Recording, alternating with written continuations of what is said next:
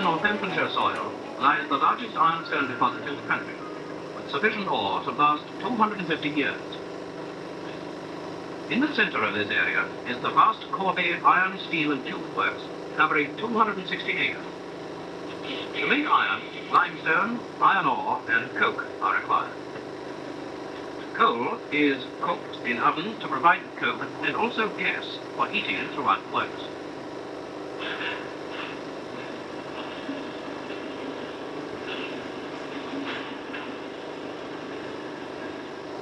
Below the surface lies the ore, which is blasted out for excavators to load into the waiting trucks.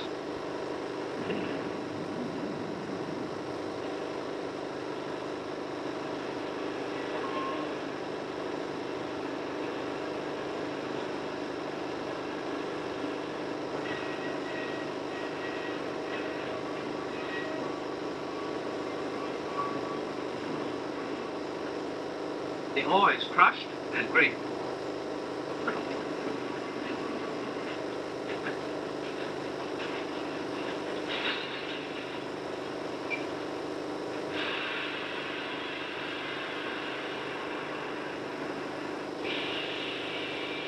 Weighed quantities of coke are added to the crushed ore, and the charge is conveyed in these trucks to the top of the furnace, in which it is emptied for smelting.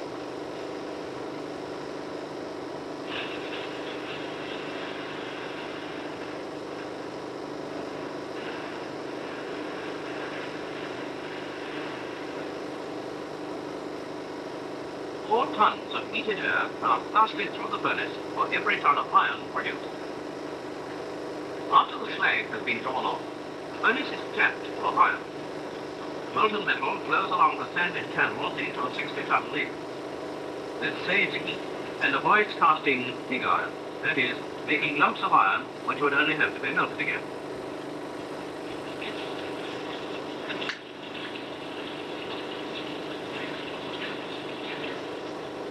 Each time the furnace is tapped, a sample of iron is taken and sent to the laboratories.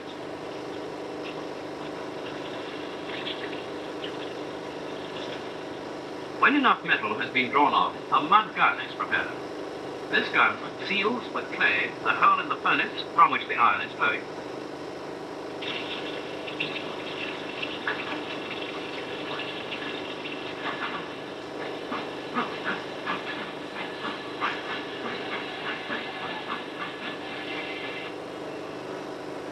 The filled ladles are emptied into a 1,000-ton mixer, so that until the Bessemer converters are ready to receive the next charge, the metal from the various furnaces may be mixed and made uniform.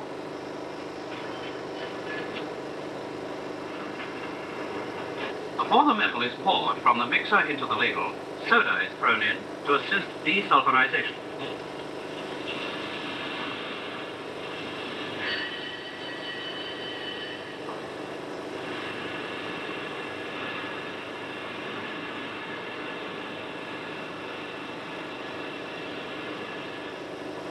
Lime is poured into the Bessemer converter to make a slag of the impurities, and it is then ready to receive the charge of molten metal from the huge ladle.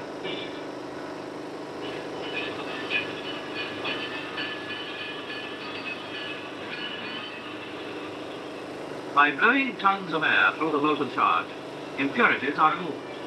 The converter is turned up and blowing commences.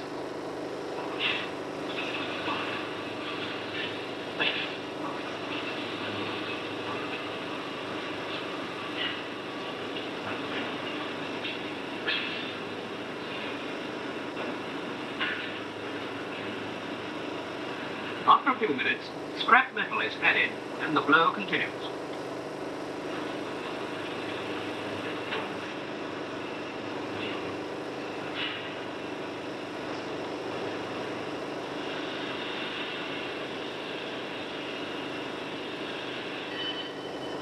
The impurities, silicon, manganese, carbon and phosphorus are removed, and the charge is now practically pure. Samples are taken from which the condition of the metal is judged.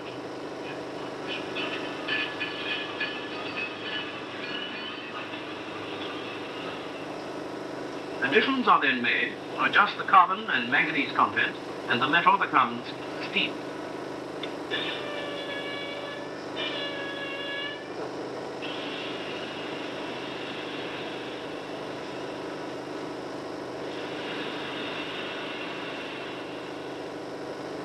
After the basic slag has been run off, to be used eventually for fertilizer, the molten steel pours from the converter into a ladle from which the ingot molds are filled.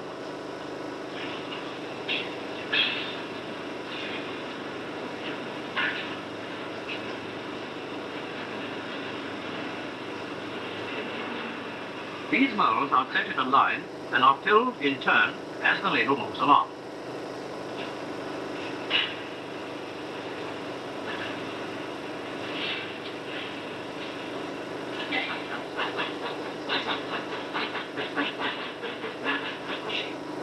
After cooling for a short while, until the outside has solidified, the 4-ton ingots are stripped from their molds, while they are white hot and still liquid in the center.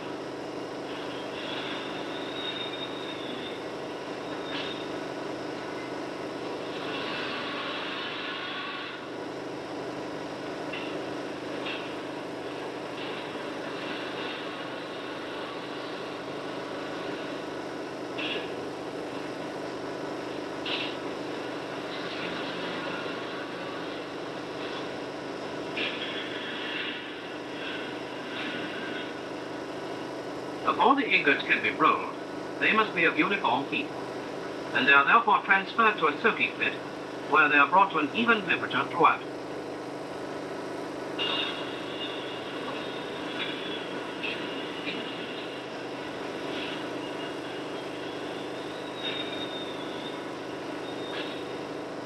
As each ingot is ready, it is lifted out and conveyed to the rolling mill.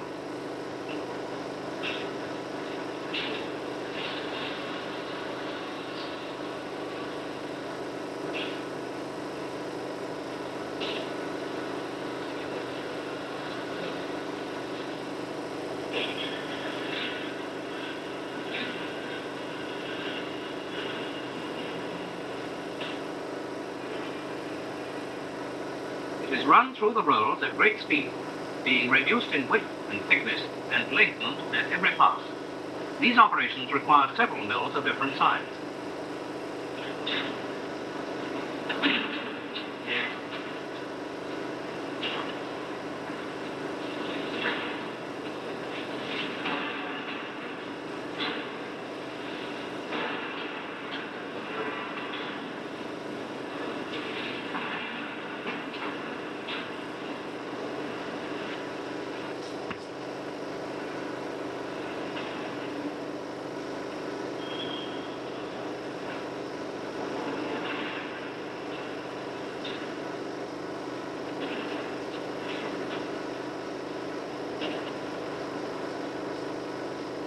As the steel bar becomes unwieldy, it is cut into length and then into filament or further rolled into threads, either to go into stock or to continue onto the scalp mill for rolling into through.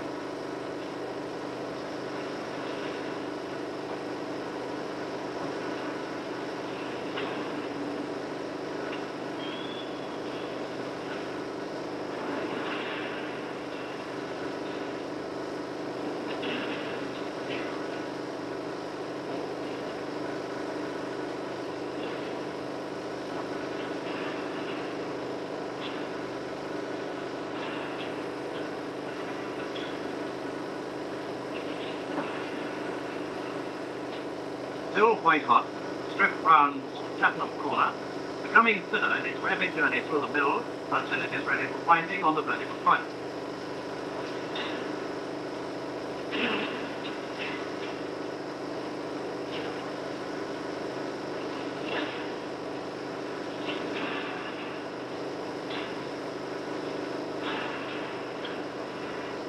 After coiling, strip is carried away on hooks.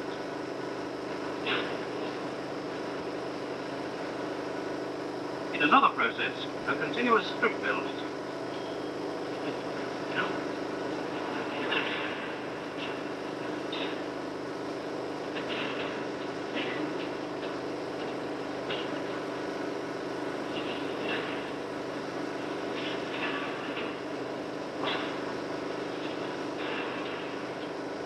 From the furnaces, the steel is rolled into strip, which comes through the mill white hot at high speed. In order to save space, an ingenious method has been devised to shape the strip into zigzag folds from which the horizontal coils are wound.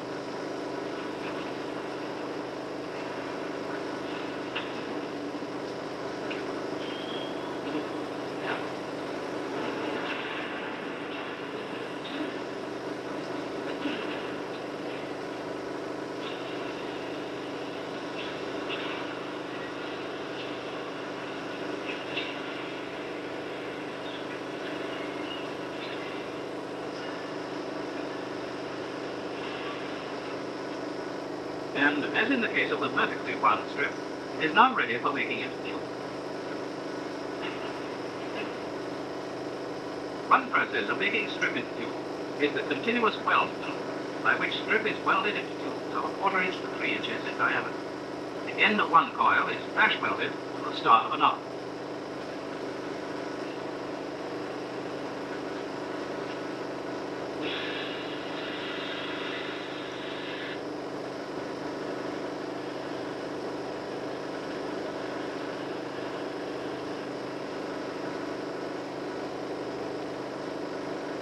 To prevent this operation interrupting the flow of strip from the furnace, a loop is formed, from which the furnace can draw stand.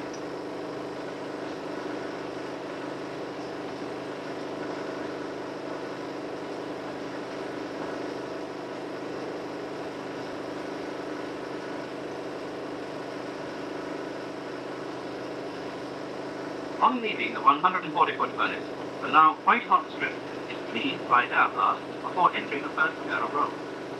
These rolls form the flat strip into a circular section with a slight gap between the edges. The second pair of rolls press the edges together and the tube is effectively welded. The remaining sets of rolls consolidate the weld as the tube is drawn through at a speed of 2 to 5 feet per second according to its size. On leaving the rolls, the tube is cut to length by a flying saw synchronized with the tube.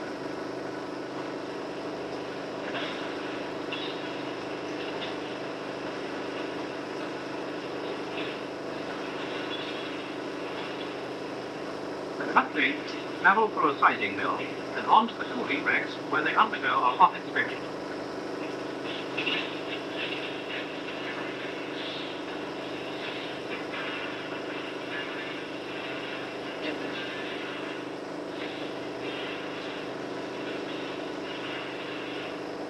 The rag left by the hot saw is removed, and the tubes are now given a cold inspection and passed with a 5-ton weight.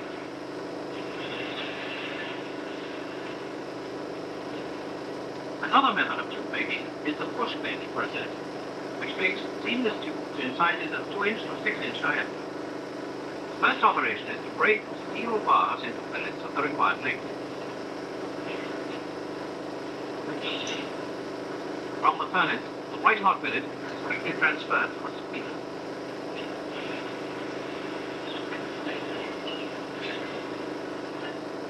And then to the powerful hydraulic press, where it is pierced with a blind hole to form a bottle. This ingenious process was used during the war to forge over 50 million shells for the Allies.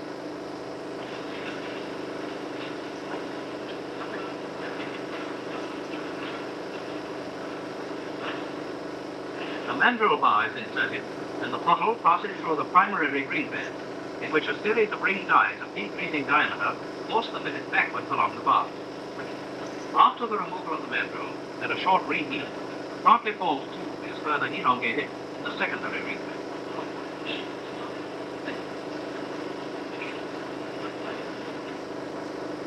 A mandrel over 40 feet long is inserted and pushes the tube through successively smaller rings to form a 40-foot seamless tube of the required wall thickness. When the bar carrying the newly formed tube is free of the last ring, it travels through a polishing mill.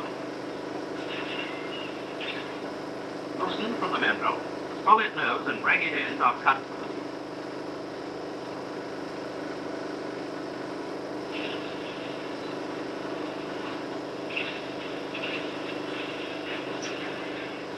After reheating, the tube passes through a sizing mill, and if a smaller diameter is required, through a reducing mill before being cut to length. If tubes are to be galvanized, they are first cleaned by picking in acid and are then fed into a bath of molten zinc. As it is drawn, the tube passes through a circular air jet which removes the excess zinc.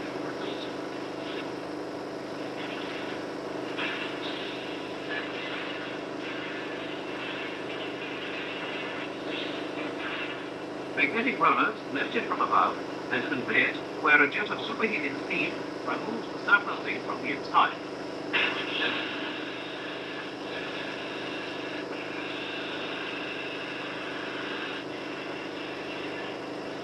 is then quenched in water.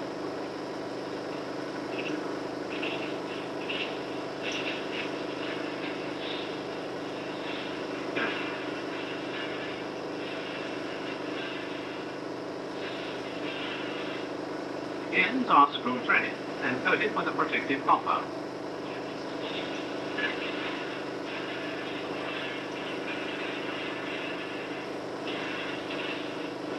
All tubes are subjected to hydraulic pressure test.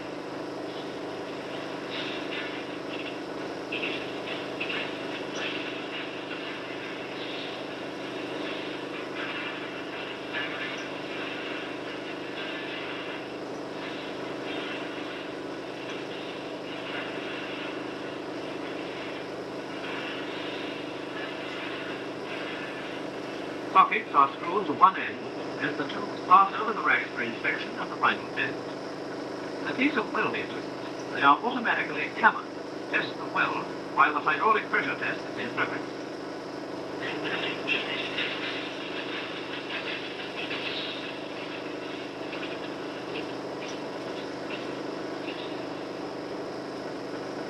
Meticulous care and laboratory tests at every stage ensure that only perfect leave the works of Stewarts and Lloyds.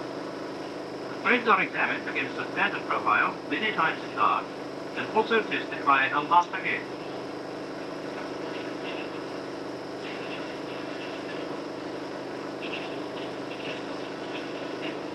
Length or cut of tube selected at random undergo a tensile test.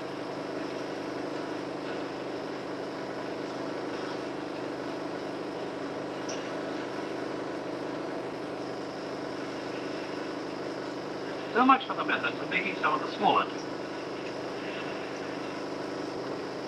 For larger seedless tubes of 6 to 16 inches in diameter, the filter process is used. Heated ingots leave the furnace at regular intervals. These may be open hearth or electric furnace feed.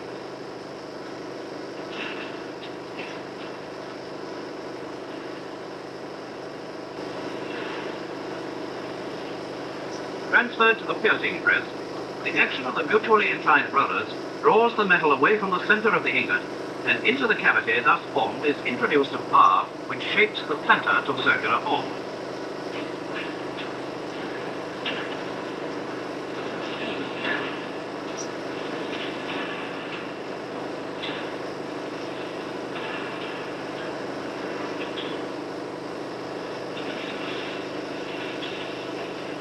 The white-hot ingot leaves the press and is conveyed to the filter mill, a mandrel being inserted on the wax.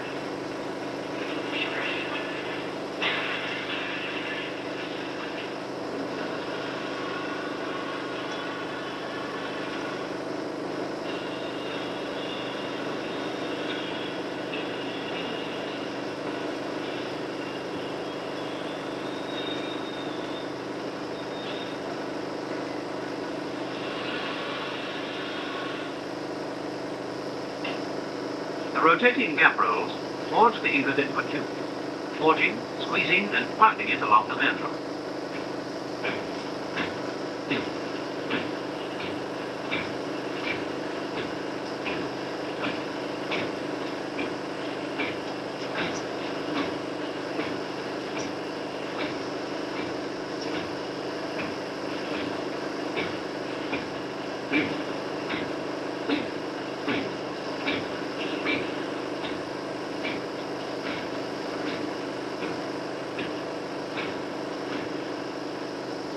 The circular saw cuts off the bell end, and the tube is passed through the siping roll.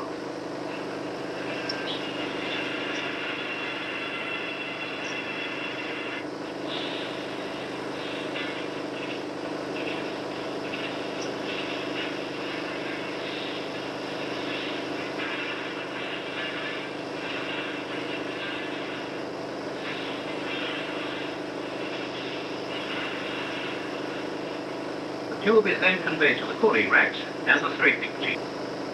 The hydraulic lap weld process is used for the largest diameter tubes. By this method, tubes up to 6 foot in diameter are made from steel plates. For this 36-inch tube, destined for a water main, steel plates are given semicircular form in the bending row. 2 plates are bent in this manner, each to form one half of a tube.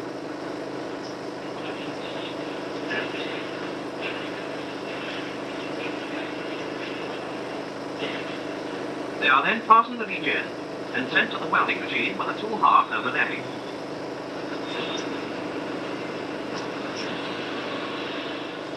There are two movable gas burners, one inside the tube and one outside.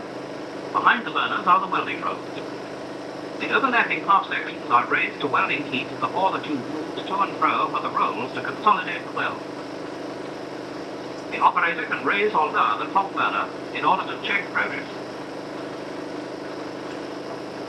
De-scaling is essential during the welding process.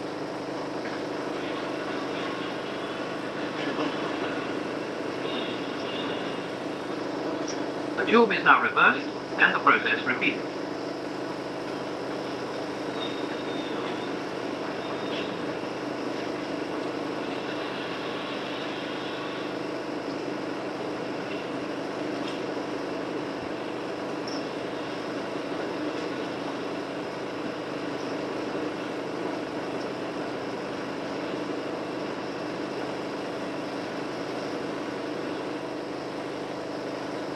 After being passed through a furnace to relieve stresses, the tube, which is now more oval than round, is drawn out and sent to the bending rolls for rounding and straightening.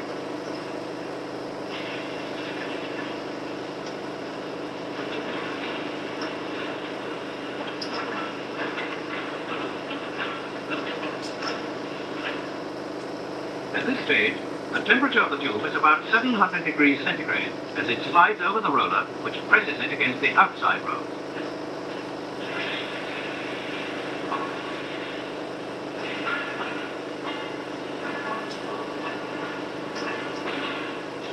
These rolls rotate the tube and give it circular form.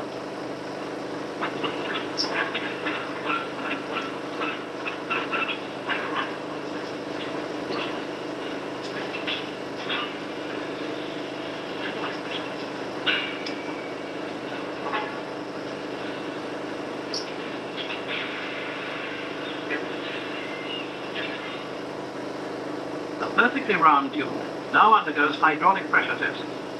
Then the tube is pickled and immersed in molten asphalt for priming. Surface is removed and the tube goes to a rotating lathe, still in its hot, primed condition.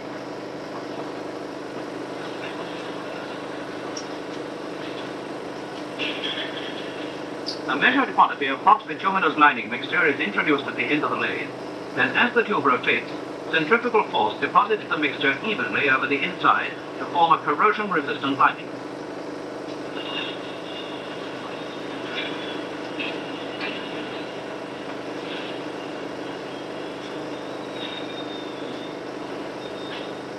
Jets of water chill the tubes and set the inside coating.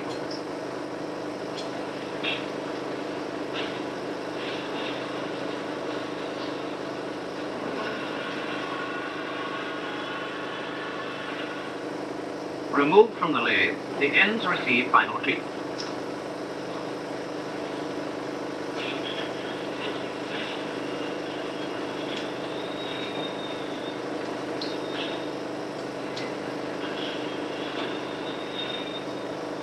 To protect the tube against soil corrosion, a hot sheathing mixture is applied externally. This bituminous sheathing is ironed on to the required thickness.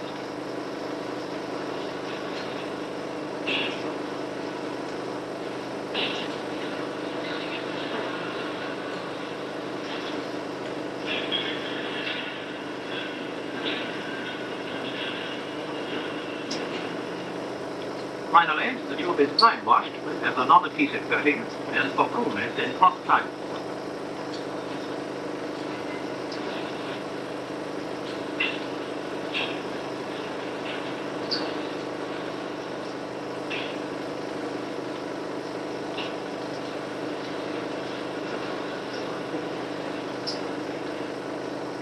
Wooden discs and lengths of padding are secured to the ends for protection in transit, and the tubes are loaded into nearby wagons.